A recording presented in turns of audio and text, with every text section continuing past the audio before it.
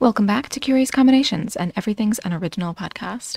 I'm A.F. Tanith, and today I'm covering Vampire Knight Season 1, Episodes 10, 11, 12, and 13. So yeah, this went more or less where I expected it to. Kaname is a scheming creep, Yuki is a useless dum-dum, Maria is Shizuka, who is now dead, and Zero has to drink Kaname's blood to keep from descending into complete and total bloodlust. I admit I'm a bit disappointed that we didn't get the Yuki reveal this season, and perhaps that means Yuki's backstory will be the crux of the next season's plot. This season dealt most heavily with Zero's backstory, and so I imagine next season will deal more heavily with Kaname and Yuki's intertwined backstories, while hopefully continuing to flesh out the world, which I really do think is the best part of this series. But for now, let's get into the recap. Episode 10 opens with flashbacks of Shizuka. We see her before and after the murder of Zero's family, and the split-second appearance of Ichiru here confirms what I thought previously. Obviously, that dude who looks like Zero that's hanging around with Maria is Zero's brother. Turns out they're twins. In the present, we're continuing to close in on that school ball the Academy is putting on. Maria and Zero share a significant look, and when Maria goes to stroke Yuki's face, Zero freaks out. He grabs Yuki and pulls her rather violently away from Maria, going so far as to scold her for not obeying his orders to stay away from the other girl. Which, like, bud, you're delusional, you're abusive, and you're delusional. A, Yuki doesn't have to obey you. She's not your fucking serf. And B, she didn't even do what you're accusing her of. She didn't go anywhere near Maria. What is she supposed to do? Sprint in the opposite direction every time she sees Maria coming? You're a fucking weirdo. I still can't stand these trash-ass men. Anyway, that night, Cayenne tries to help Yuki with her homework because she's as dumb and useless in the classroom as she is out of it, I guess. And have I mentioned how much I hate this trope? A protagonist is allowed to be smart, you guys. Why must protagonists always range in intelligence from Usagi Tsukino's functionally illiterate to Harry Potter's gets by with help? Off the top of my head, the only good at math female protagonist that I can think of is Katie from Mean Girls, and that's because that film was literally using her to make the point that it's okay to be smart. Why can't we have a Hermione Granger or an Amy Mizuno or a Janine Kishi as a protagonist for once? Why does the dumb kid always get to be the hero while the smart kid is relegated to being their sidekick? It drives me insane. Anyway, Zero ends up replacing Cayenne's none too strident efforts to help Yuki. Let me be clear, he's not really providing any proper help to her here, but more importantly, he's not doing his own homework while he effortlessly corrects her inept math. It's this subtle reinforcement of our cultural understanding that boys are naturally good at STEM and girls naturally struggle with it. And that shit right there is one of patriarchal capitalism's most insidious tools in steering women and girls toward lower paying jobs, and toward heterosexual marriage to men who treat them the way Zero treats Yuki. But that is a rant for another time. For now, Zero is having a problem. The bite scar on his neck is throbbing, presumably in a very hairy scar hurts when Voldemort is near or extremely emotional kind of way, and when Yuki goes to get Zero some tea to cheer him up, he stands up without a word and holds her hand. With so many of their interactions still reading to me as rather brother-sisterly, these occasional moments of more than siblings subtext continue to skeeve me out. He credits his ongoing survival to her support of him, which is nice, I suppose. It's just so hollow when compared to the rest of his behavior. Maybe I shouldn't be expecting a 17-year-old to be able to handle the emotional weight of everything that's happening to him, but Yuki is definitely being expected to handle all that she goes through and all that he puts her through, so I only have so much sympathy for that idea. In our next scene, we find, to my incredible surprise, that Kaname is meeting with Maria and with Ichiru. That appearance, that name, he says, and all of his dialogue here makes it quite clear that he knows quite a bit about Maria, who she really is, and what she's up to at the Academy. I don't think he knows all of it, but I am unclear just how much the show wants me to think that he knows. For example, when he says, quote, that appearance, that name, is he talking about Maria, who looks quite a bit like Shizuka, or is he talking about Ichiru, who is obviously Zero's brother? I prefer the latter, I think, though I suspect that neither Maria nor Ichiru's identity is actually still secret to him at this point in the story. I guess I'm just asking how competent a villain Kaname actually is, because I don't think there's any question of his being a villain. He's a love interest, sure, and I don't think he's actually playing the role of antagonist to Yuki's protagonist, at least not right now, but he's a villain nonetheless. No one who schemes even a fraction of how much Kaname schemes is anything short of an anti-hero, and nothing so far tells me that Kaname is heroic enough to fit that bill. So, on Zero's way back to his dorm, he gets sidetracked. He finds Maria in the old dorm, and when he pulls a gun on her, she is not remotely intimidated, though she does admit her secret identity to him. She tries to goad him into killing her, and then she moves to kiss him. She stops before she does it, but the tension lingers, and she gloats with a new world-building tidbit. A vampire bitten by a pureblood is beholden to that pureblood's will. Zero must obey Shizuka whether he wants to or not, though his resistance is exactly the thing that drew her to him in the first place. Outside, Yuki spies. She overhears Maria admit that she is secretly Shizuka, and when Maria pulls a blade on Zero, for little reason that I can see, Yuki goes to intervene. But before she can, there's our resident creep coming in to pull her away. Kaname, always and forever up to something, drags Yuki back into the hall and wipes her memory of what she's just witnessed. I do not care if this show ends up trying to pull some kind of, oh, his actions only look villainous if you don't know the full story shit. That is villainy right there. Mind wiping and mind control are villain powers, period. Protagonists and heroes can justify using those powers in morally gray situations and inch toward becoming anti-heroes. But this is not a morally gray situation. This is just Kaname being a shifty, scheming control freak. You cannot and will not change my mind. But back to Maria. Shizuka's control over Zero is imperfect, both because she's in Maria's body and because Zero is a stubborn bitch. Their little standoff ends with both of them bleeding, which leaves Zero struggling with the urge to go drink someone to heal faster, and Maria's powers damaged from getting hit by an anti-vampire weapon. With a last taunt about the viciousness and cruelty of vampire hunters, Maria leaves, and Ichiru is visibly disappointed that she has decided not to kill Zero. Sometime later, Yuki wakes back in her dorm room with no memory of what happened or how she got there. In class the next day, Yuki is exhausted and disoriented, which is perfect because it's test day. Zero doesn't show up at all, and Yuki might as well have ditched class herself. We find out later that she literally didn't write anything down on her exam besides her name. It's bad enough that Yori assumes she must be sick. Back in the Moon dorm, Aido, Ruka, and Kane are discussing Kaname and his weird interest in, quote, that girl, meaning Yuki rather than Maria this time, as our next scene is Kaname pulling Yuki away from the other day class students to ask her about attending the ball. Kaname's idea of kind of sort of asking her to go with him is to reminisce on their childhood bonding, cementing their relationship as only slightly less brother-sisterly than hers and Zero's, which is ironic because, again, I'm 99% sure that Kaname is the one who's actually her biological brother. But Kaname doesn't actually come right out and make it a date. Yuki babbles about having to kind of work at the ball, considering that she's part of the disciplinary committee, and she admits that she doesn't have a nice dress to wear anyway. 3 guesses what that is setting up, and the first 2 don't count. Once again, this is painfully mid-2000s Harry Potter fanfic. I get that I'm telling on my child self as I mock this, but I have read literally a million versions of this exact scene before.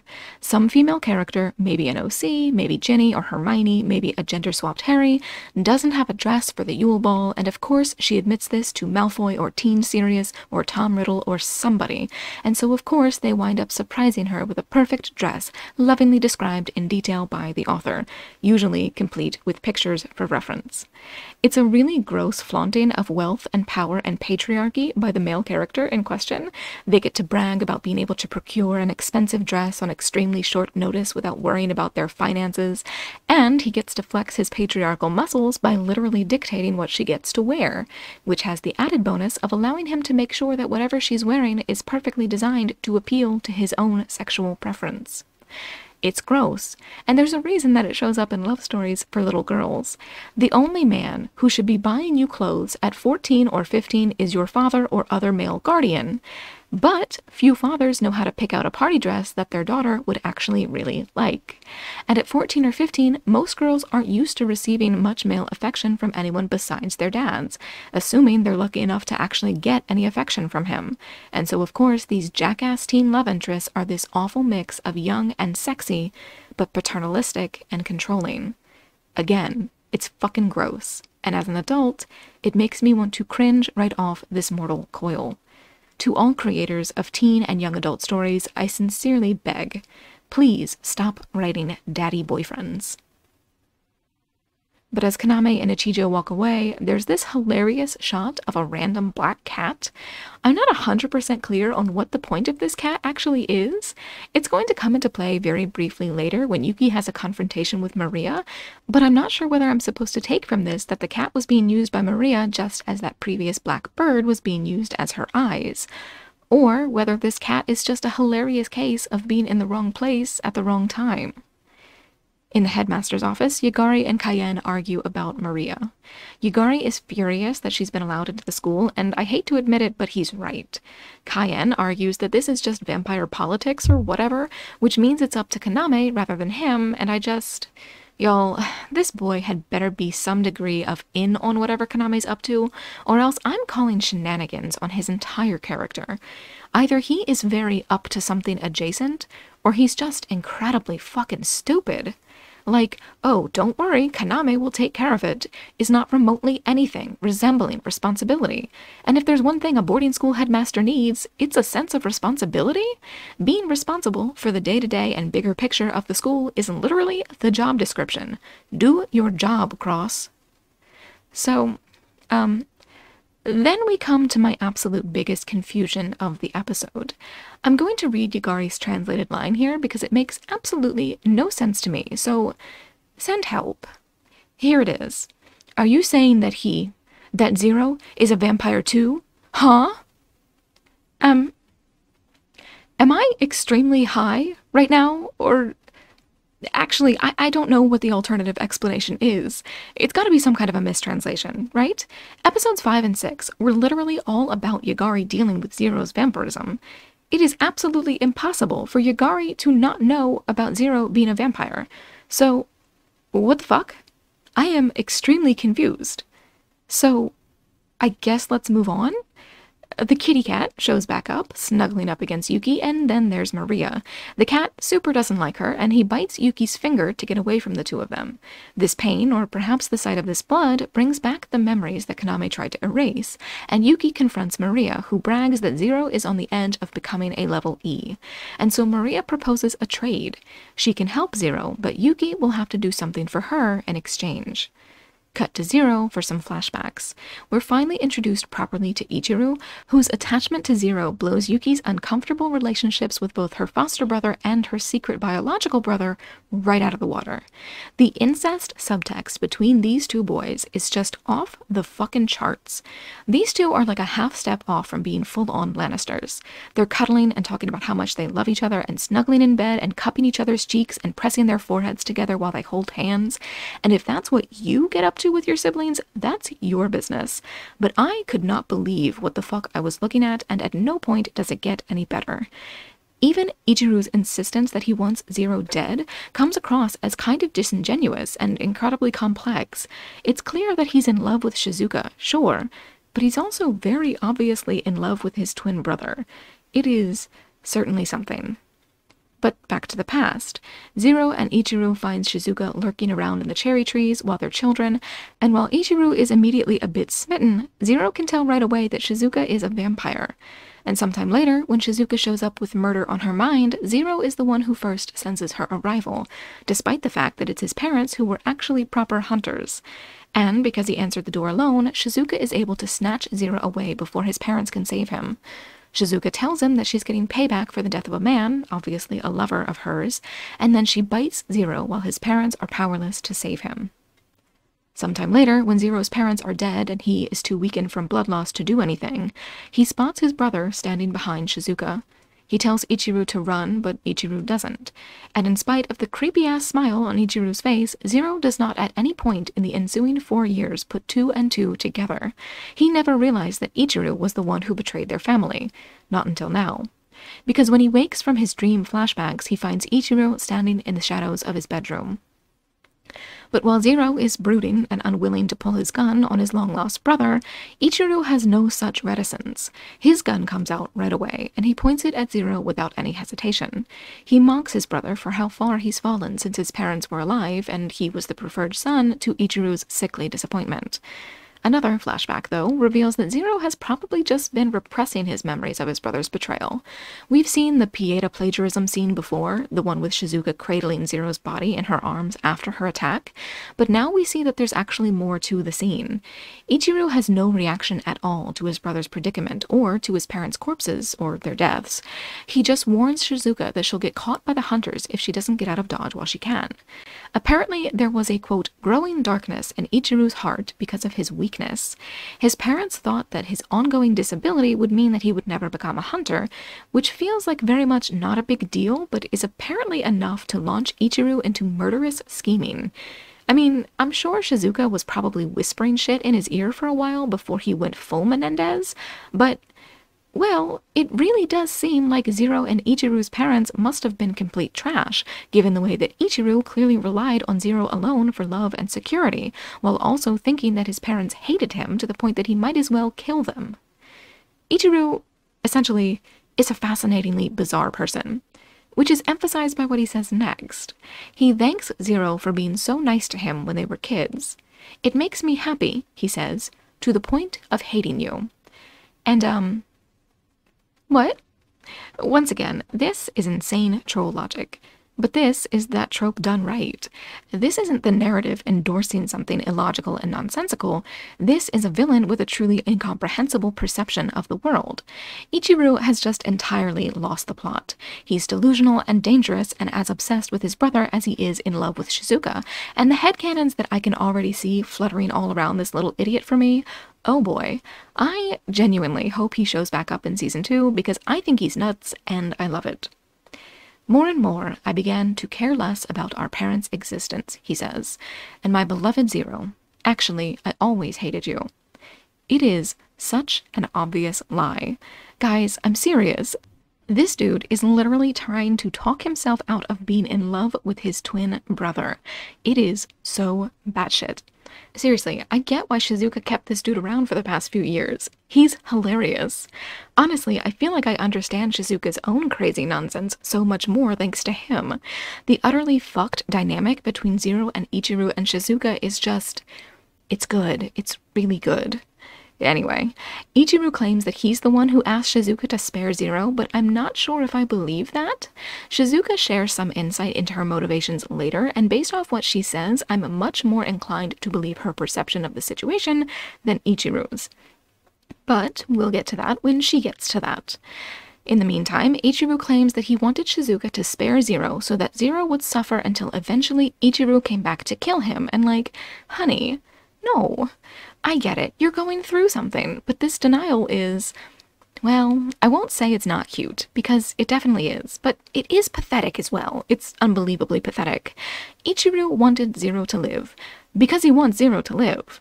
But he's built himself up in his own mind as this villainous character who hates his whole family, so of course he wants Zero dead for that reason. He'll just kill him, you know, later.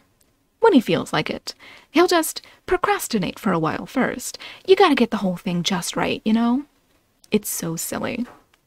And if you think I'm wrong, I mean, here we go again with Ichiru pressing his forehead up against Zero's. Like, if this anime were for adults instead of for teen girls, I guarantee that this would be even more explicit than it already is. Let me put it this way. I would never, under any circumstances, press my forehead up against the forehead of either my brother or a person I truly hated and intended to immediately kill. This isn't "I want you dead" behavior. This is Faith kissing Buffy on the forehead because the censors wouldn't let her kiss her on the mouth behavior. Oh my god. Elsewhere, though, Yugari is storming around with a gun, looking for Zero. Again, I don't know what the fuck is going on with him in this batch of episodes, so let's move on. Ichiru explains that Shizuka has made him strong and healthy by feeding him her blood, and Zero is, of course, invited to join the two of them.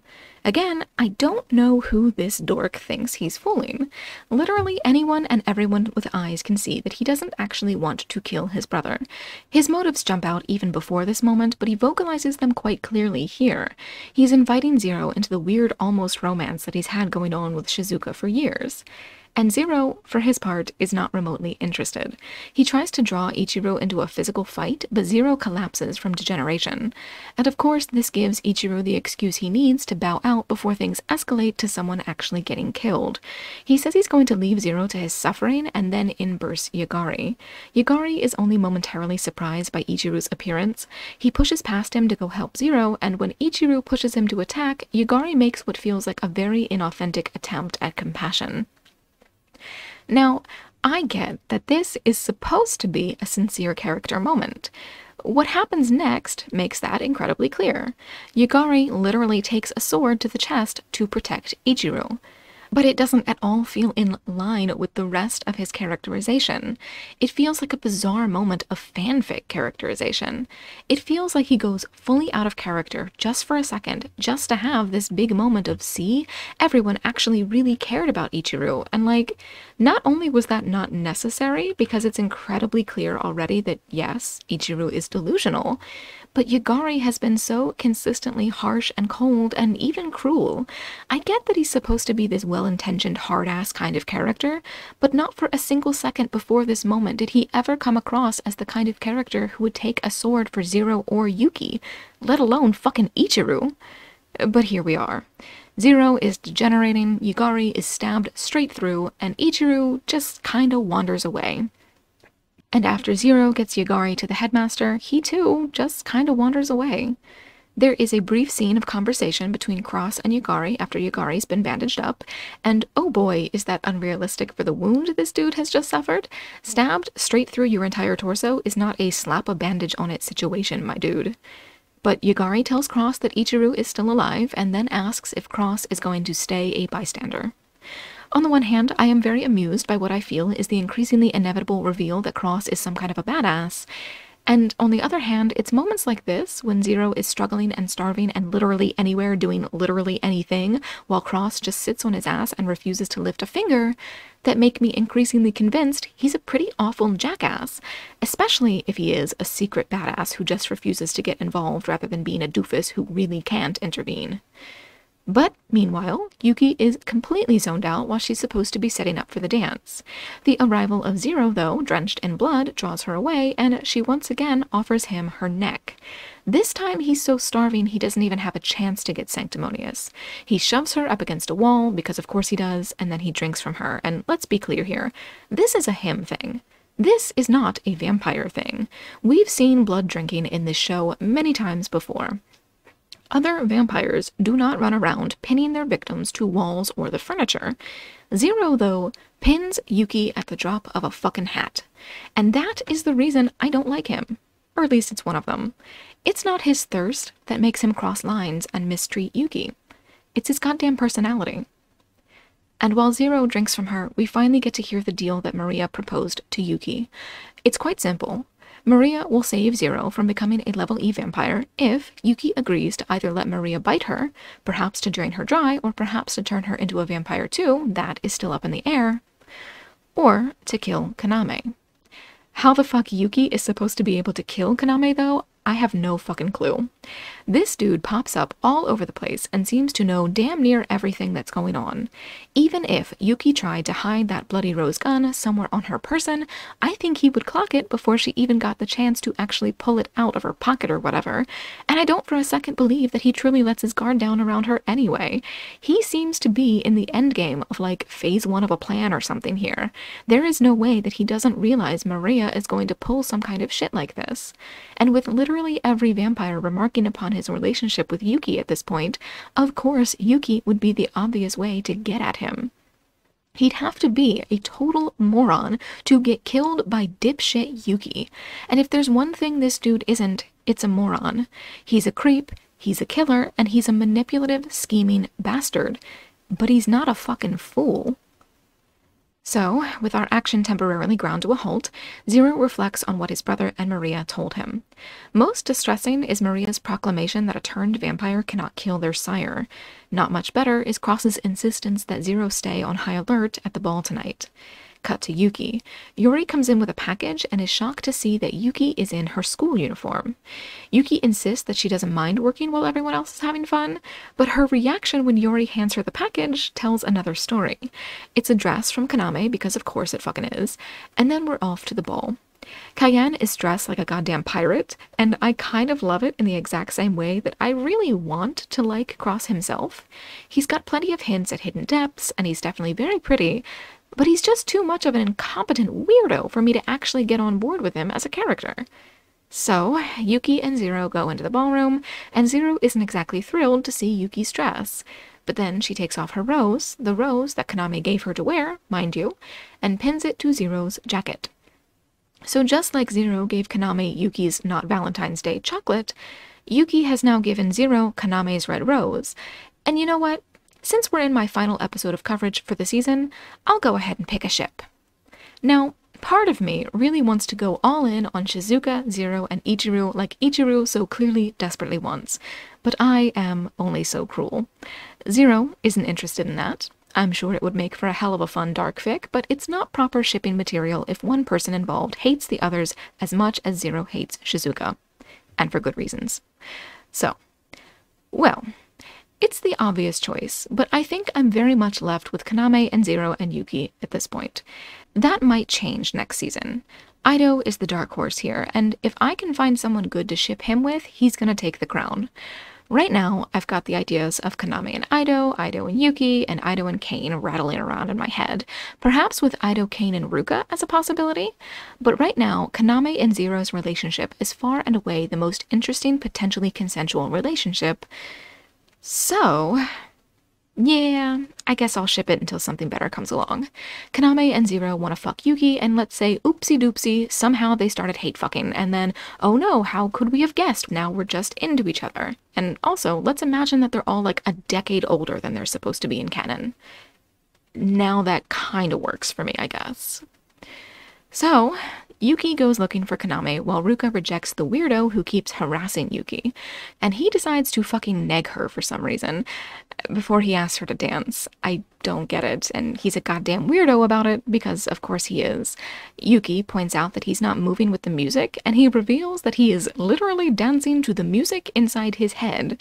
And the dirty look that Zero is giving them here probably is not too far off from the look on my face as this whole thing goes down. Because Kaname gives Yuki this very man-hugging-his-teenage sister hug while insisting that he doesn't see her as a child, and I am just so tempted to take back what I just said about reluctantly shipping these two in any capacity. Yuki is just so utterly the dead end of this trio for me. Kaname and Zero are both incredibly problematic in myriad ways, but Yuki reads as a little girl, a teeny tiny little girl. If she were 25 and acting this childish, I wouldn't like her, sure.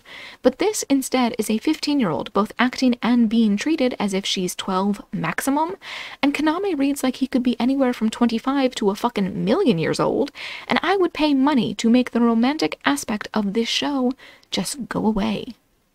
Or to have Yuki replaced by someone else. Anyone else over the age of 18. But, while Zero is stuck rejecting the advances of another of their classmates, Aido asks Kane to follow him out of the ballroom. And out on the balcony, Yuki contemplates the choice that Maria gave her. She decides that she can't kill Kaname, and so, because she's the biggest idiot to ever live, she decides that she has no other choice than to let Maria drink her blood. To which I say, I'm sorry? You have so many other options, chief among which is to tell Kaname what the fuck is going on and ask if there's something else you could do besides go and get yourself either killed or turned, especially when being turned by Maria comes with the fun side effect of being indentured to her for the rest of eternity. Like, what is wrong with this child? Except, never mind, because that's it, isn't it? She is a child. She thinks like a child, and she acts like a child, and she solves her problems with a child's logic, which fundamentally means that she's not old enough to be in anything resembling a relationship with either of these two men, and I just want to pull my fucking hair out. Like, at the very least, she could have at least brought that anti-vampire gun that Zero gave her. Have we even seen that thing since he gave it to her? What a fucking missed opportunity. And you know what? I've decided that I take back my shipping preference. Yuki can have Kaname. Fuck 'em. This cute little girl in the glasses, the one whose personality did a complete 180 after Zero saved her from breaking her neck when she fell? Yeah, I've decided that she gets Zero. Zero does a lot of work to improve his temper and his control issues, and then he becomes the best boyfriend ever to Shindo, or whatever the hell her name was, and Kaname fucks off into the sunset with his sister Bride. Does that work for you?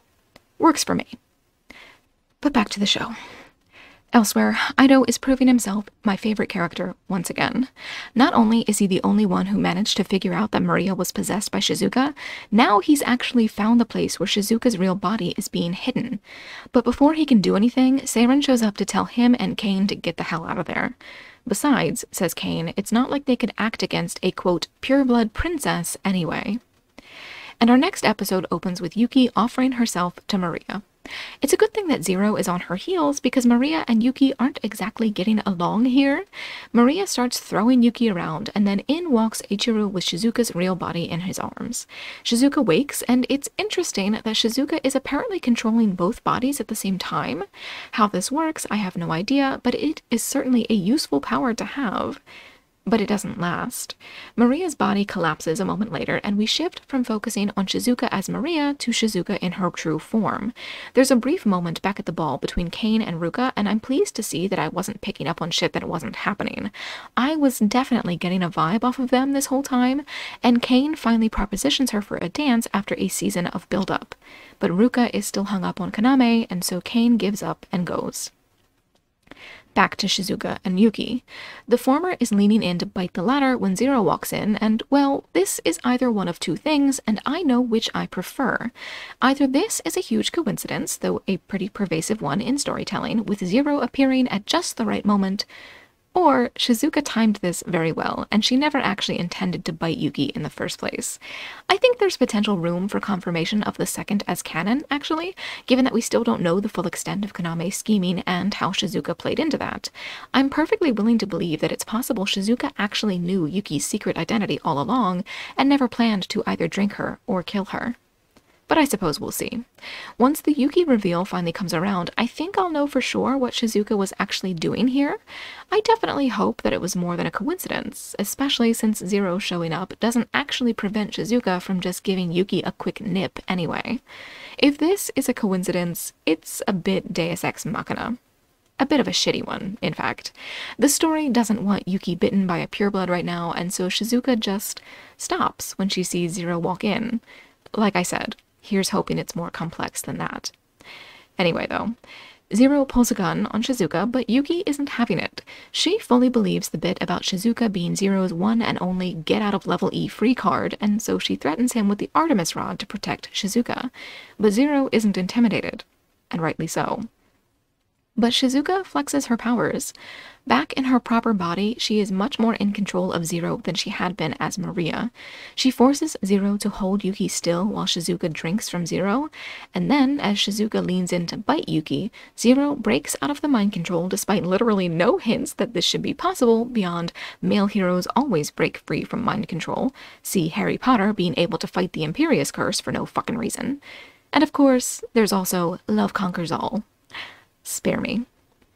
So, Zero is a stubborn asshole who won't listen, and he breaks free from her control because he's such a special baby, and to make sure that he doesn't fall back under her spell, he shoots himself in the leg with the Bloody Rose gun, and then shoots Shizuka with it 3 times in a row. But Shizuka, being far beyond any of the vampires he's encountered before, won't die from that alone. She taunts Zero about getting exactly what he wants, for the two of them to kill each other, and then in bursts Ichiru. He chucks his sword at Zero, stabbing the idiot in the arm, and after Shizuka leaves to go heal, Zero tells Yuki that Ichiru is his twin brother, and it's played like this huge reveal as if the audience didn't already know. It's incredibly silly. But back to Cross and Yagari, both of whom I am incredibly over at this point. Cross seems to know that something fucking wild is going on, but he chalks it up to vampires gotta deal with vampire things, and refuses to intervene. And, let's pretend that this isn't bad, headmastering, and focus on the fact that, dude, your daughter is actively being attacked by a vampire, literally right now. Maybe you should go handle that, for fuck's sake. And hey, guess what? I take back my shipping preferences even further. Dark Horse coming in clutch. I ship Cross and Yagari. There. I did it. A non-crack ship with some degree of textual support. Go me. Back, surprisingly, to Aido and Kane. They get into a spat about Shizuka and Kaname. Aido is clearly dealing with a lot of feelings here. He doesn't like being left in the dark, sure, but that it's Kaname who's neglecting to tell him things surely hits harder than if it had been someone else. His feelings for Kaname are pretty obvious, and he clearly wishes that Kaname trusted him enough to let him in on whatever the hell is going on. But Kaname just doesn't like him like that, or respect him like that. And so it's Aido's arc that I find most interesting this season, I think. The next episode will see Aido incredibly suspicious of Kaname in the aftermath of the whole Shizuka thing, and so he's gone from pure devotion and adoration to this lovely bitter place of tension and disappointment, and I just really look forward to seeing where this goes from here. Aido versus Kaname is something I could really get behind. But elsewhere, despite having never even met Ichiru before, Yuki's dumbass jumps into the middle of his fight with Zero to start whining about how siblings shouldn't fight. And like, yeah, Yuki, but they shouldn't snuggle in bed together and shit either, and we're already well past that now, aren't we? Get out of the way. So begins the fight. Ichiru sounds like he's about to burst into tears when he admits that Shizuka won't drink his blood. She'll let him drink from her, but she won't bite him and turn him into a vampire no matter how much he clearly wants it. He is devastated by Shizuka turning Zero into a vampire instead of him, and the fight very accidentally ends up with Ichiru straddling his brother's waist. Very accidentally. And hey, if you somehow never picked up on the subtext, don't come crying to me. I am not the one who drew Ichiru sitting on his brother's crotch in this scene. I am just picking up what the writers and the animators are putting down. Cut to Shizuka. Kaname is waiting for her back in Maria's dorm room, and he reveals that her injuries will considerably dampen her powers until she's managed to heal, which will, of course, take longer because of the type of weapon used. She asks him why he's actually at the school, and he admits that it's to, quote, gather pawns while he repays a debt, and then he grabs hold of her from behind and thrusts his hand right through her chest. And she takes it incredibly calmly. She admits that she had wanted to kill him, too, and speculates about what will happen if he rips her heart out right now. She's weak enough, she thinks, for her to die from it. But Kaname has another idea. He lowers his mouth to her neck and drinks, which is apparently a big taboo in the vampire world. As she explains, a pureblood who drinks the blood of another pureblood gains powers, and as she dies, she warns Kaname that he's heading down a dark path. But he leaves her with a promise. He won't let her life go to waste. He will destroy the one thing she despised, that being, quote, the one who twisted the fate of the purebloods, and who the fuck, I ask, is that? I have no idea. It's not Zero, surely, who seems to have been her motivation for the past 4 years, nor is it her dead former lover, I don't think, who was her motivation before Zero. So, who is this mysterious someone who, quote, twisted the fate of the purebloods? And what does twisting the fate of the purebloods mean in the first place? Your guess is as good as mine. Outside the room, though, Aido is spying. He is now the one and only person who knows for sure that Kaname was indeed the one who killed Shizuka. But what is he gonna do about it? We will see next season, I'm sure. Back to Zero and Ichiru and Yuki. Ichiru rushes off to save Shizuka, but of course it's already too late. And Zero rushes off to kill Shizuka, but it's too late for that too, even before Yuki stops him and refuses to let him go. Moved by her compassion, Zero pulls Yuki into a hug that only lasts for a moment. He leaves her with the promise of his eventually returning, and then we're on to the final episode. Ichiru cradles Shizuka as she dies and begs her to drink from him, but she turns him down, decrying him as the one person she would never turn. And while it sounds romantic, it's not. She doesn't neglect to turn him here because she wants to spare him. She refuses to turn him because she isn't interested in complete submission. What she likes about Zero is his ability to struggle against her even after he's turned. And what she likes about Ichiru is that he submits even without being turned. And like, I get it, girl.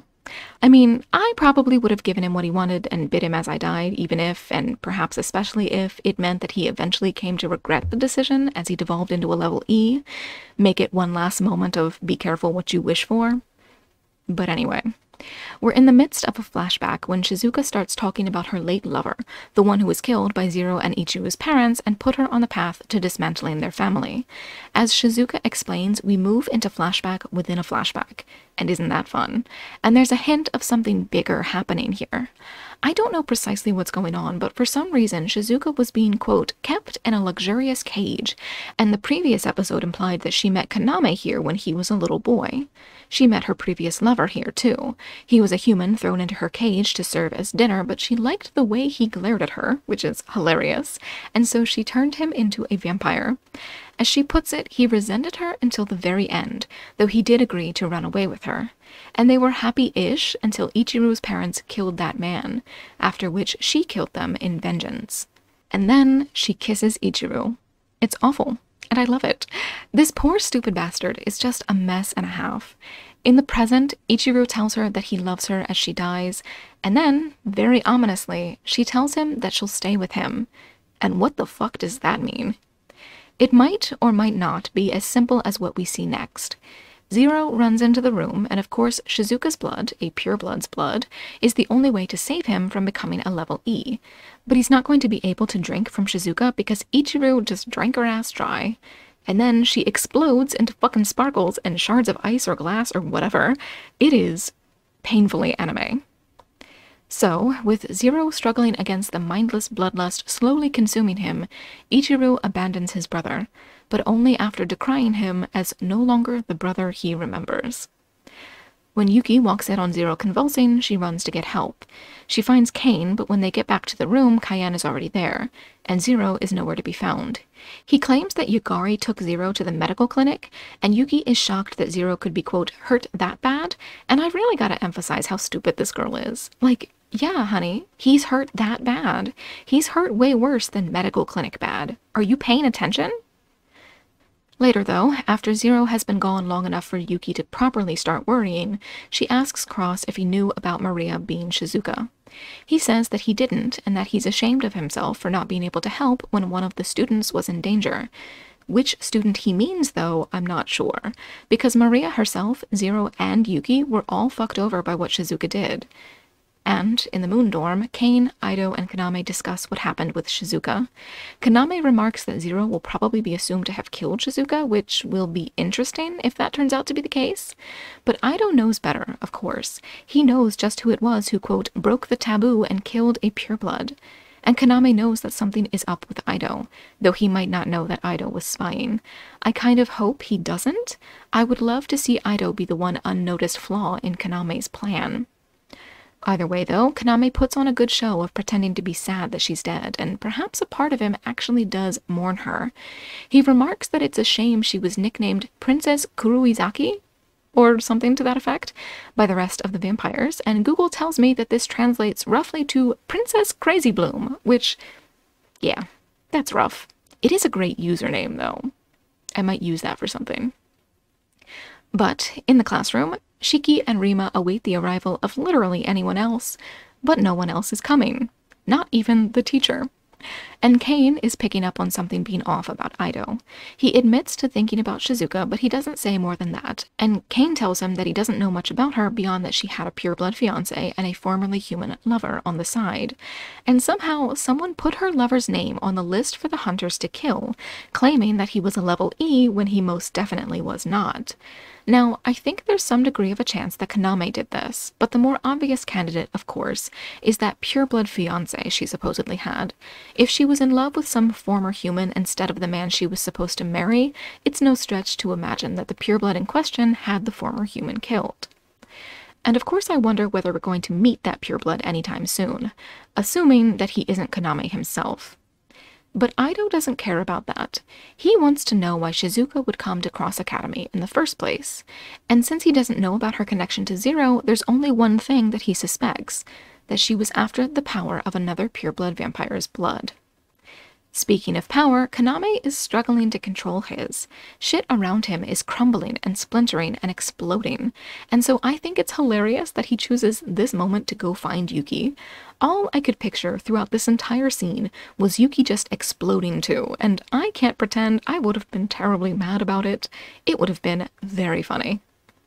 What I am mad about, though, is the shit that Kaname is pulling in this conversation with his sister-girlfriend.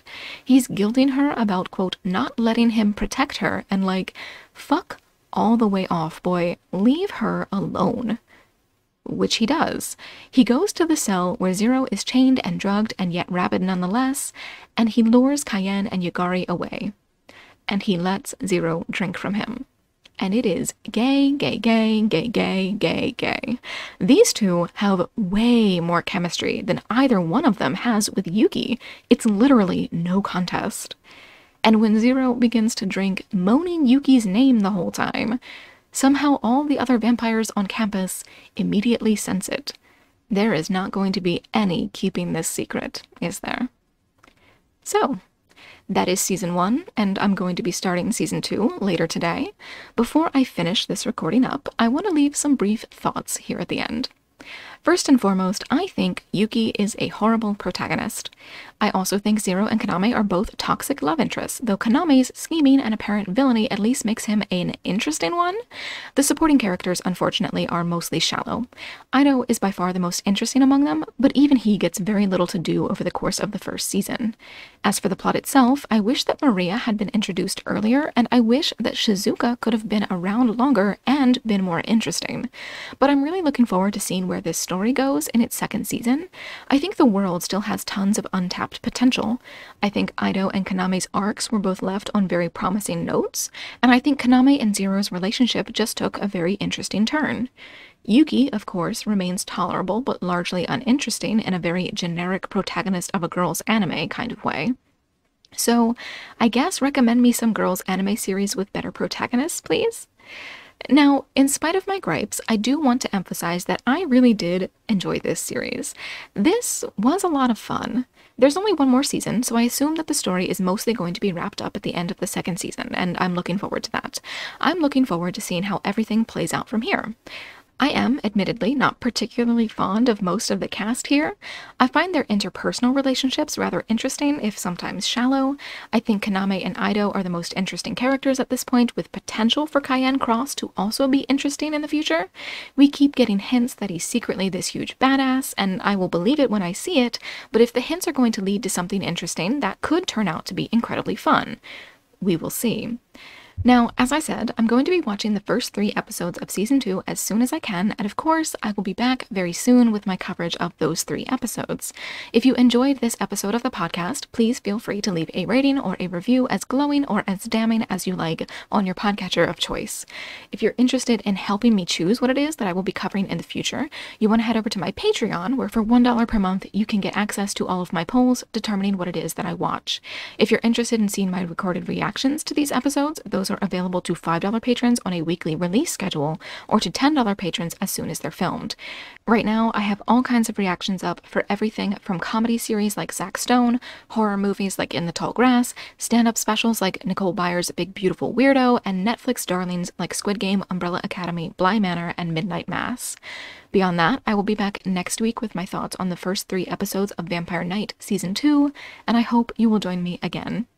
As always, thank you so much for listening.